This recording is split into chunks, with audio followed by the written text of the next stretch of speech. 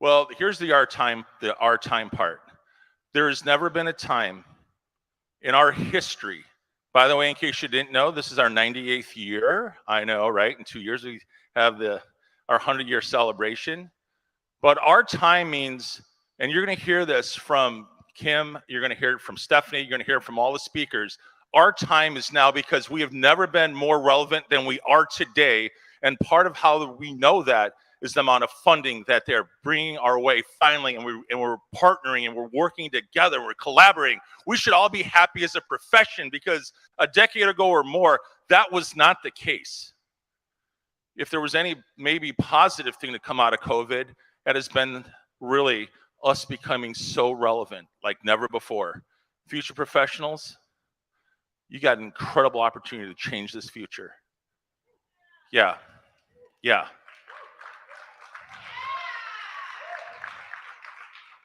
And now when we talk about legacy, I have to tell you the inspiration behind it. We have a lot more stuff planned, but it's only appropriate to do it now, because in case you're wondering why we have the title Legacy in this year's theme, it has everything to do with our executive director, Dr. Thomas Lowry, who has been serving this profession for 62 years. He is our biggest advocate. Tom, could you please stand up and we recognize you?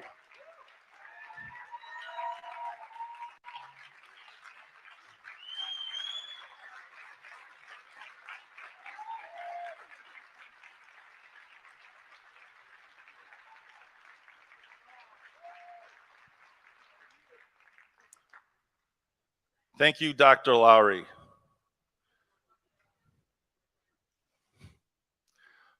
Oh, there'll be a lot more. Just wait. The weekend's just getting started. Okay, so now without further ado, coming all the way from North Carolina. Wow, it sounds like the Bulls introductions back in the day, in the 90s. From North Carolina, 6'6" guard. Michael, okay. Jordan. Sorry. Exactly. So it is my distinct honor and privilege. Where is she? Come on up. Okay. I'm just going to be very honest with you guys. I'm shaking right now. I'm shaking. And I'm shaking because this woman, basically since 2018, it all started with Stephanie Morris connecting us. Kymm has been a mentor to our state in Missouri. Kymm has supported us. Kymm has been actually involved in even some of our planning meetings on things that we do. It's like, I know you're not an official member of MoShape, but we'll figure that out later. But Kymm is basically like a MoShape member. Mm-hmm. And I knew it would only be fitting if she was here to kick things off, to talk about her keynote on servant leadership. There's so much that we have all learned and we all benefited from her and her leadership in the way she led last year for Shape America as their president. Without further ado, let's welcome Dr. Kymm Ballard.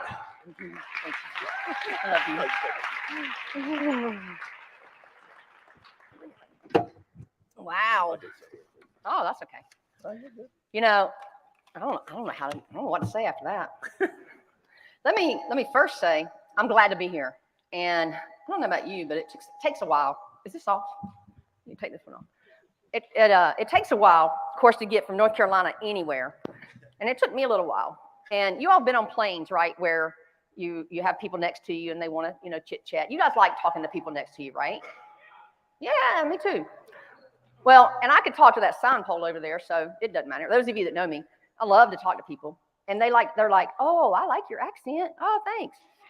And then they can't understand when I talk to them. And I'm like, well, I have Southern ears, just like I have Southern voice.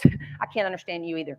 So I get on the plane, and this nice gentleman gets in, sits down, and we begin talking. I start asking questions, and he starts telling me the answers. And yeah, his family is a 13-year-old, 14-year-old, and that's all. They decided not to have any kids after that, and then where they live and what they do. And he continues to talk, and we get ready to pull off, and get out on the runway. And he pulls out his book and gets ready to start reading. And I said, oh, by the way, and started asking him some more questions. And he says, well, yeah, da-da-da. And he says, well, that's a long story. He goes, we'll have to wait on that. All of a sudden, the captain comes on. And he says, ladies and gentlemen, I'm sorry, but we have been delayed. We're going to be sitting out here for a few more minutes. So we pulled over to the side. We'll be here for 30 minutes. Oh my gosh, my flight's delayed. What am I going to do? Oh my gosh. And so the gentleman was looking at me like, oh my gosh, what is this woman going to do? So I nicely turned myself to him and said, so tell me that story that was going to take all day. He says, it's too long of a story. I said, I've got all day to listen. He says, well, I don't know about that. So we get here. We finally get here, and I'm like, okay, run out. I get my car. It took me forever to get the car. Get to here, to the hotel, and I run upstairs, check in, throw my luggage down the bed, go get a shower, get ready to get out and get dressed to come down to see what everybody's doing. And there it was. As soon as I flung open that suitcase, men's underwear. That was not my luggage. Oh, needless to say, it was a rough day getting here, but I got here. So thanks for having me, Guy. I really appreciate being here. I do want to start off with a neat little story that I want you to think about to kind of get us going, and that is, you probably may have heard this story already. There's a man that went to the market, and there were men that couldn't work, didn't have any work, and so he had a field that he wanted them to work in. So he takes them and gives them jobs by the day. He pays wages by the day. And so there's men that work there regularly and some that get a job that day because they need it. These are people that really need money. So he goes about, in the morning, he goes at 9, he goes at 3, he goes at 5, and then, right near closing time. And he usually brings people with him. So he continues to do that. And on this one day, there was somebody there around 5 o'clock, and he says, man, why are you not working? And he says, there's no work, nobody will hire me. He says, come on, you can work in my fields. And he goes back and he works for another hour. And they get ready to pay him, and he said, they line everybody up, and he says, line up from the last person that got here to the first instead of the first to the last. People are like, why? What's going on? So he lines everybody up that way, and he pays them the same amount of money all the way through. Now, the people in the back that had been there all day were upset. They were mad. They said, this isn't fair, right? And some of you might think that this isn't fair either, right? But we don't know about that man. We don't know about that last man. We don't know that issues that man has. We don't know the whole story of what he told and what he needed. And it could have been anything. It could have been that he's lost his house. It could have been that he's lost his whole family. The thing is that we get sometimes jealous or upset or mad and think about things being fair when we don't really know what the other things are. And so I think in what we try to do, and I think we do this as teachers, is to step out of our box sometimes and just look at others' perspectives, because nobody's lived your life but you. And everything that you've lived through, that built your perspective. And the person sitting next to you cannot have that. They're not going to think the same as you. They can't do it. So it's hard for us to judge or think or, really get upset when somebody else gets something, that we might not do because somebody, we don't know what their needs are necessarily. So first thing I want to talk about is envy. You're like, envy? What's that got to do with leadership? Well, the heart of peace can give life to the body, but envy rots in our bones. Let's see if this side. I can't see the slides, so I don't know if they went or not. So envy can do a couple things. Have you ever been at Christmas? How many have brothers and sisters? Have you ever got up Christmas morning, especially when you're young, and you go down and you count your things, and then you go count theirs? You ever done that? I did too. And as parents, you're like, oh my gosh, I can't get it. What have I got for Griff? What have I got for Kymm? What have I got for Gary? I can't get that for him because I got to get this. That worries you to death, don't it? When you're getting gifts for the kids. That's about fairness. Again, we're trying to be fair to everybody. So sometimes envy, as it turns up, and jealousy and all that stuff can come to play in just regular everyday life. And so sometimes it'll help us, or it comes to do two things. Number one is it'll tempt us to steal what others have. Not necessarily physically, but to take away their joy. Now, not just about Christmas, but let's think about if someone got a job that you didn't get.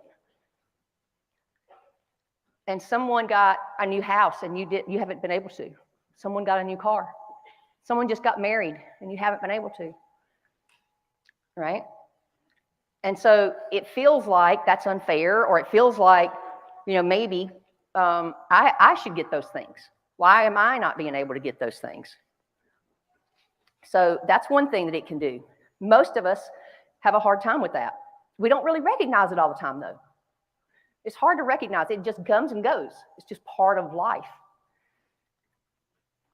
And then the other one is that it can, what's that one say? Oh, that's not it. I'm too ahead. I can't see this thing up here. Sorry. So the second one, though, is that it will take things away from others, and it can have you destroy other people's joy. Okay? So the other one is you think about how people love other people, what they do with other people, how they find other people, how they give to other people. Have you ever seen and watched that? So let's talk about kindness for a minute. I can't see. This is hard. Sorry.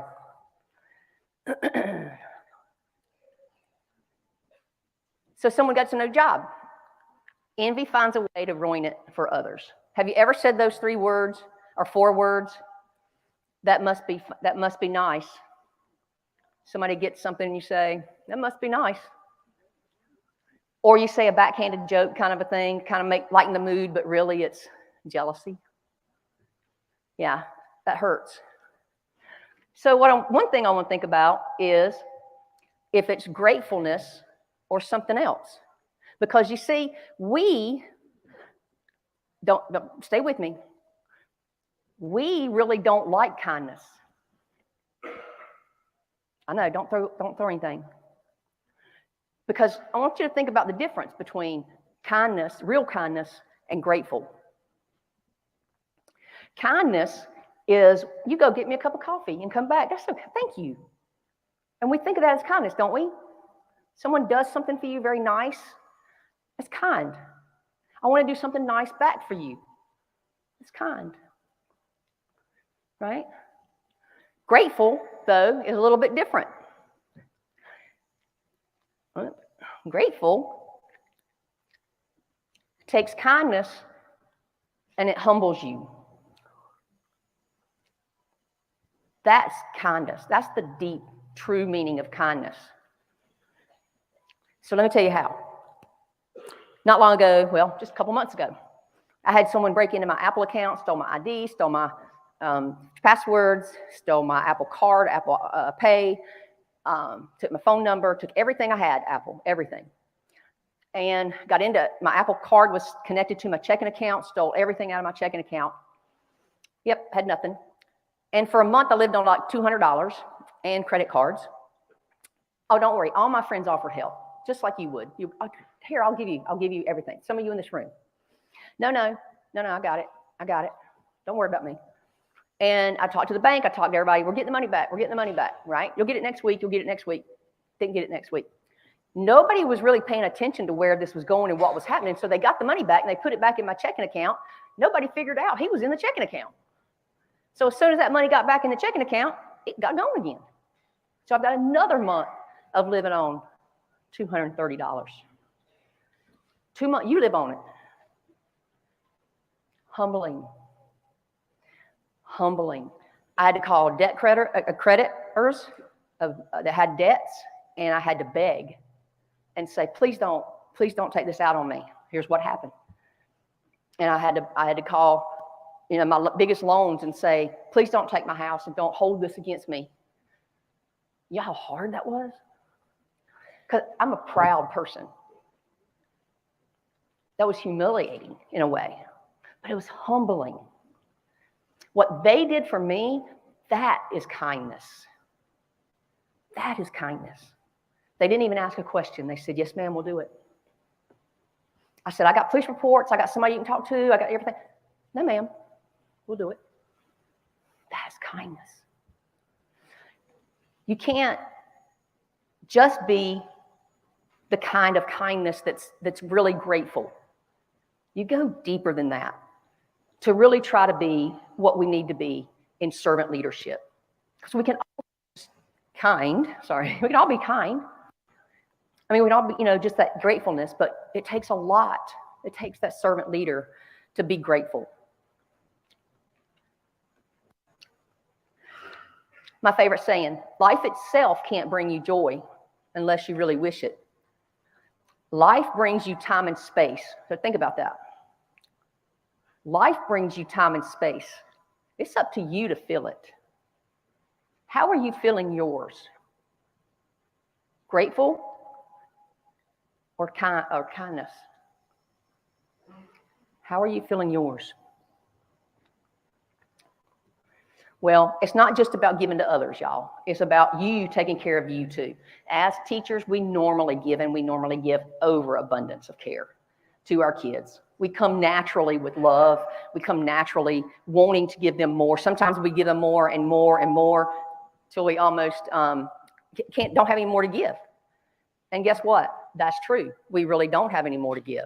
Now, this picture is not going to be very pretty, but let me walk you through it. So this is a tank. This is your tank, all right? And in the top, going in the tank, is your things that fill you. Let me see if I can do this. These are the things that fill you up, right? That make you happy. And then at the bottom, these are things that wear you out, okay? And it goes out the drain. As long as you continue to bring things in and drain things out, you're a healthy person. You can do this. We're good. But when you stop putting it in here and it continues to drain and that drain gets bigger, it's when anxiety starts in. You start having anxiety attacks. And if you don't plug it in there, of course, your alarms should be going off by now. But if they're not, we're going to get here where you're going to have an emotional breakdown, right? And so you've got to fix it at that point. And if you don't fix it at that point and you keep going, the alarm should really be going off, and here's where we have our nervous breakdown. Because we have nothing. This is blank up through the top. We haven't filled ourselves back up. We have to fill ourselves back. You have to fill yourself back up. You're here to fill your tank. You are here to fill your tank. That's why a lot of you are here. You may or may not know that.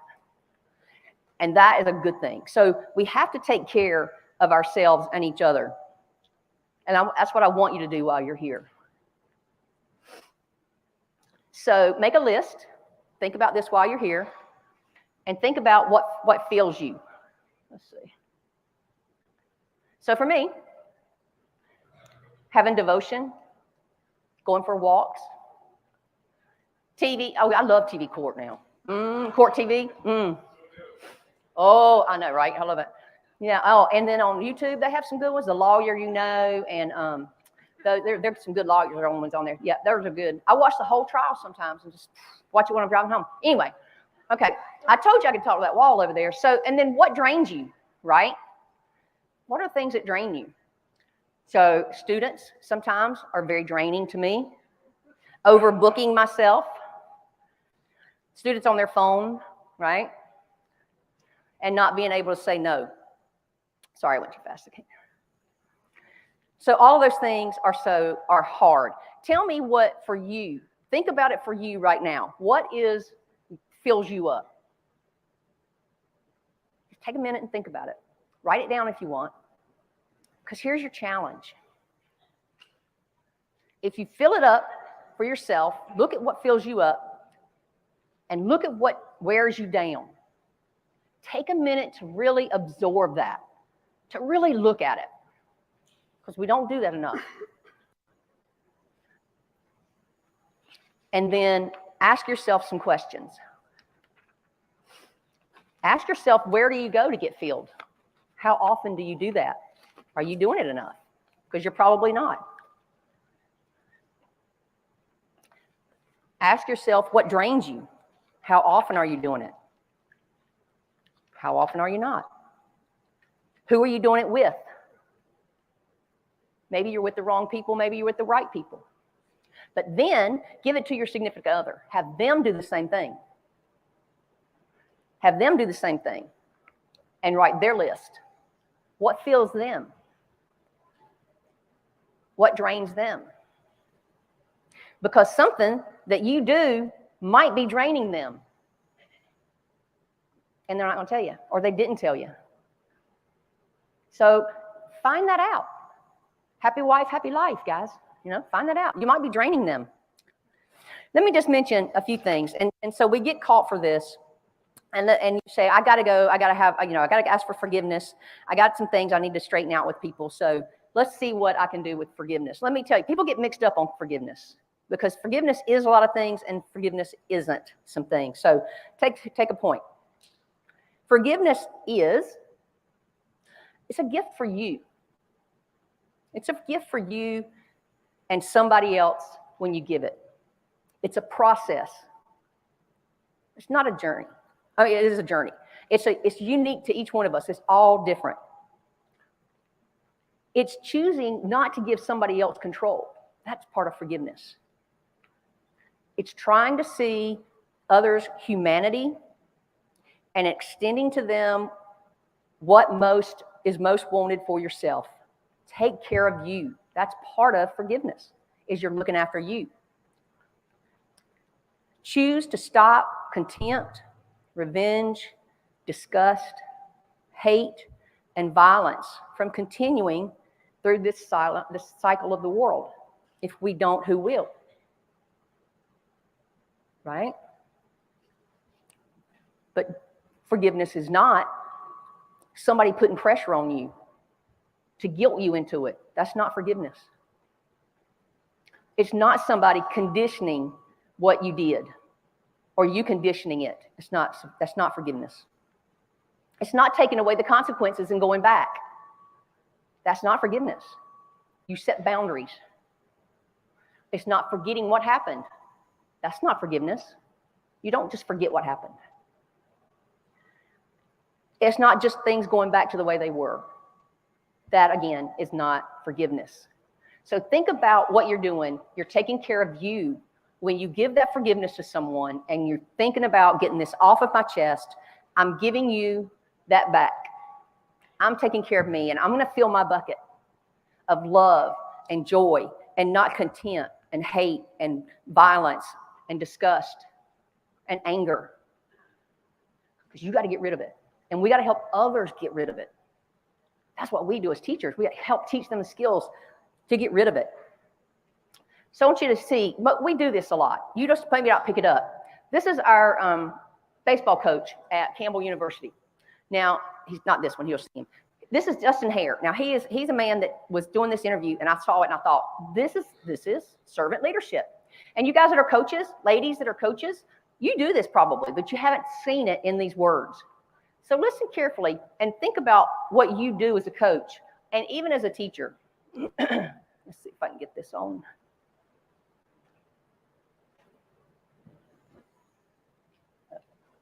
Where do I do it at? Oh yeah, it's not in PowerPoint mode over there. That's why. It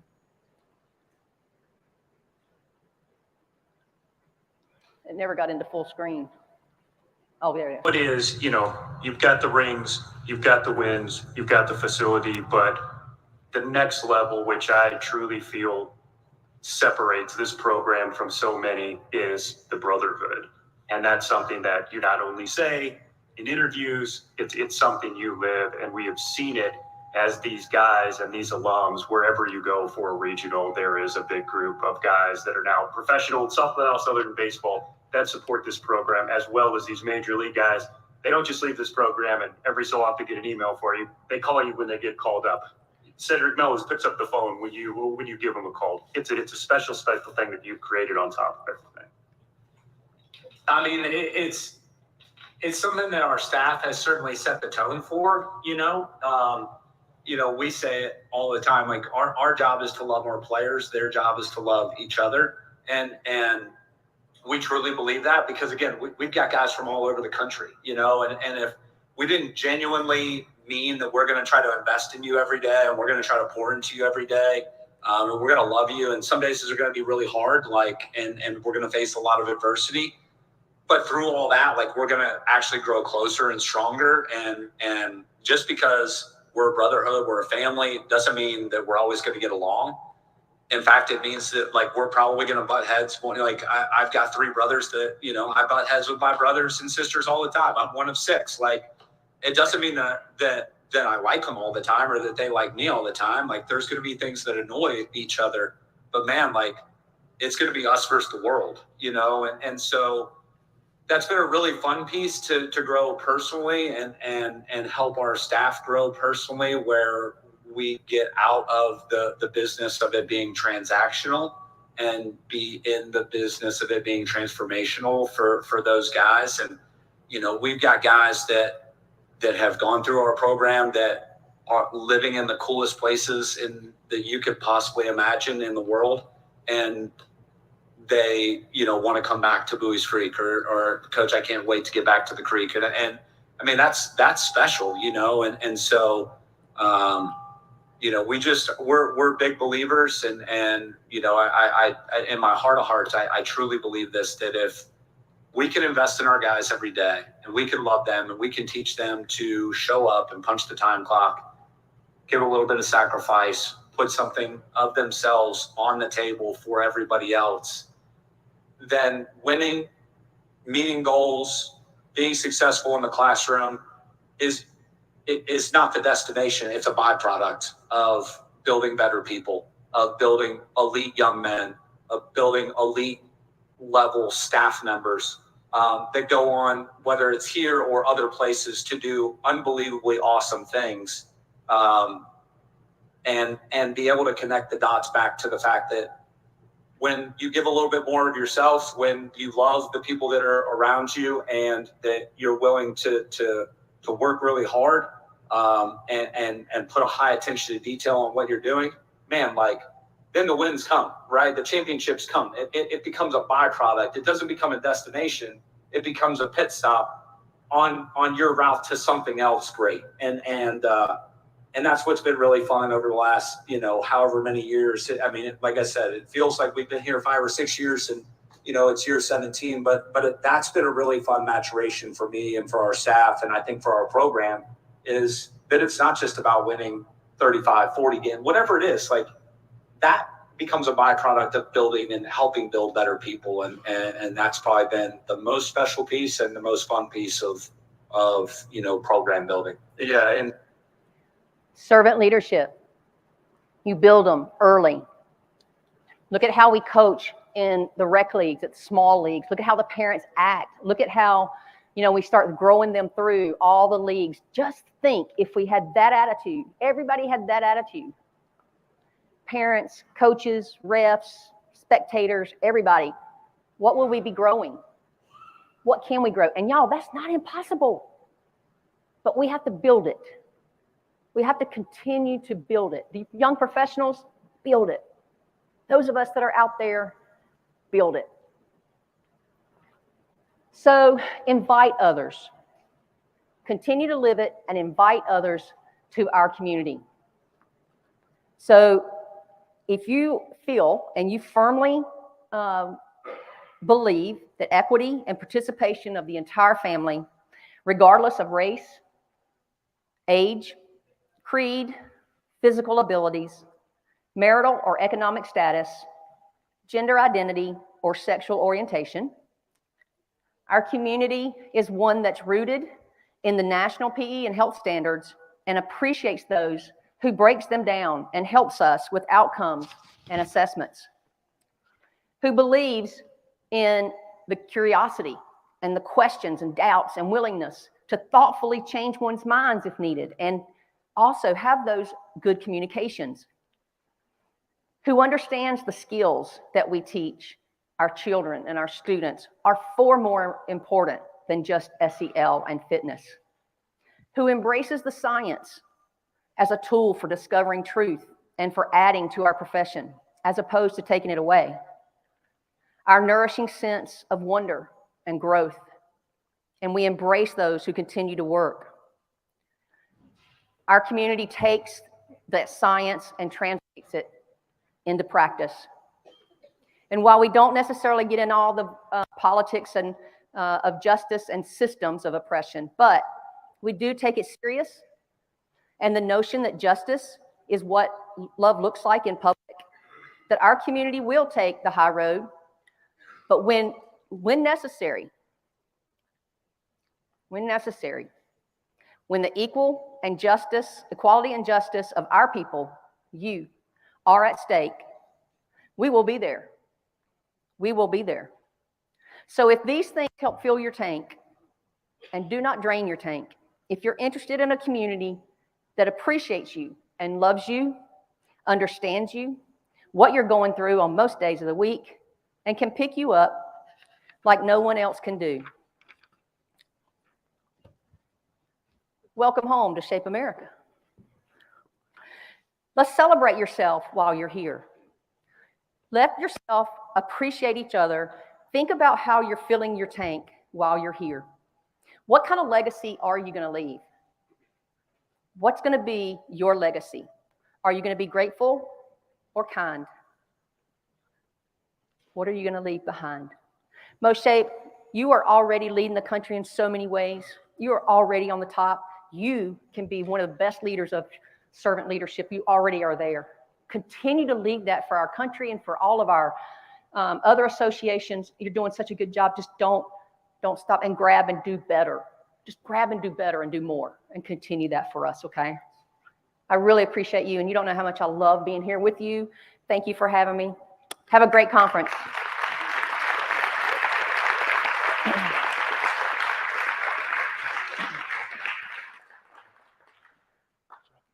Oh, I forgot my last slide.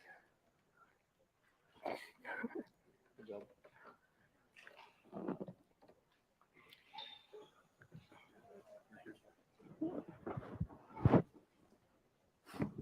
Get all my mess out of your way. No, you're good. Cheer one more time for Kymm Ballard. Thank you so much, Kymm.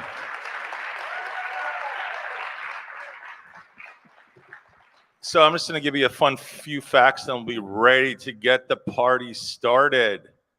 First and foremost, Kymm was talking about Missouri leading the way. And I want to give a shout out, and I'd like you to stand up, to our Health Moves Minds team. Christy, Megan, Kyle, Casey, sorry. These four make up our Health Moves Minds team, and we are currently the #1 representative of the Health Moves program in the country. And because we are streaming live and you're from Kentucky watching, there's always next year. Yeah, exactly, right? Okay. Here's the deal. I remember the first time I was here, 14 years ago. I thought to myself, what is this Mo-shaped thing all about? And then for those of you who are professionals, where's Sherry Beeler? There she is. I was walking around, new faculty member, just trying to fit in. Of course, at 6'5", an offensive tackle dude, you're not fitting in anywhere. And Sherry saw me, kind of put her arm around me, and just started a conversation. And I have been coming to this convention 14 straight years. And then along the way, you meet someone like Tom, and Tom says, hey, we got leadership opportunities. What do you think? Like, I didn't even know what that means. Well, here's what I want to tell you. If some of you would like the opportunity to get plugged into what we do, there'll be a coffee talk session tomorrow where you can talk to people on our board of directors, and they can tell you about things that we have available to you. All I can say is I am so much better as a person, as a leader, to be here in front of you and to be able to plan this year's convention. It has truly been, honestly, the hallmark of my career. I absolutely love the Mo-shaped family. And all I would say is if you're professionals, tomorrow, we got the think tank, we got the breakfast. Show up at 7:30 in the morning at Sea Chase. so we can get back to really networking again. I also know that there's a group going to go through some survey results of where we can move going forward. So we got that tomorrow morning. We also have the coffee talks at 8 o'clock to 9 o'clock. You'll see the room kind of figured a little bit differently. And so we'll have tables out to the peripheral, and then right up here simultaneously, our sponsors are going to be doing a showcase on some of their coolest stuff. And we're really excited, and thank you again, sponsors, for being here to support what we do here at MoShape. Let's give them a big round of applause.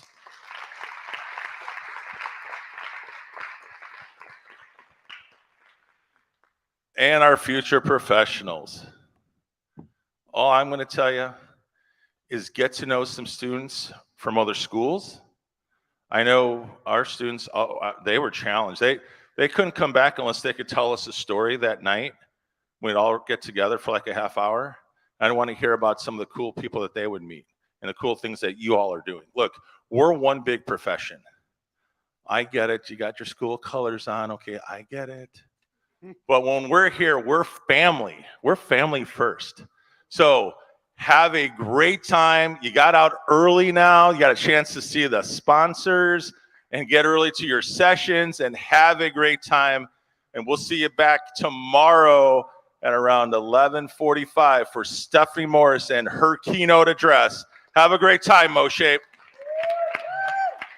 If you could, one last programming thing, if you could just take all your trash off the tables and please put them in the waste baskets. Thank you.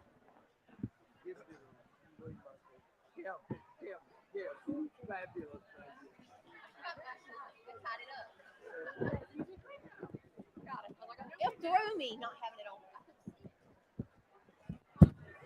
Test.